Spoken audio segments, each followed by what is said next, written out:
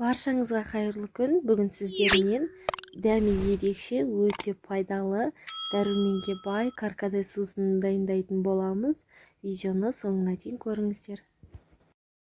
Ол үшін таза ыдысымызға суды құйып, газге қоятын боламыз. Қайнағанша бізде судың температурасы маңызды емес, кез келген температурадағы суды пайдалансаңыздар болады.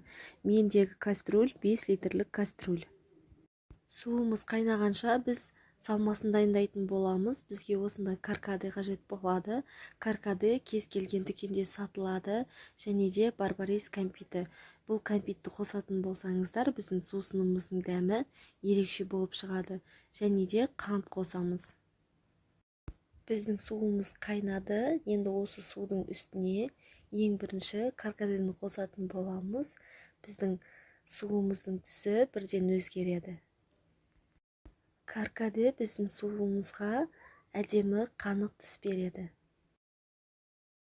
5 минут уақыт өткеннен кейін оның үстіне қант қосатын боламыз. Қантты өз қалауларыңызша қоссаңыздар болады. Мен 5 литрге шамамен 300 грамдай қант қостым. Қантымызды қосқаннан кейін жақсылап араластыратын боламыз. Енді біз келесі барбарис кәмпиттерін қосамыз. Мен 10 данасын қостым. Көп қосудың қажеті жоқ. Дәмі ерекше болып шығады. Барлық қоспамызды қосып болғаннан кейін бетін жауып жарты сағаттай қайнатамыз. Жарты сағаттан кейін газдың астын сөндіреміз. Осымен біздің дәруменге бай, пайдалы, дәмі ерекше сусынымыз дайын болды.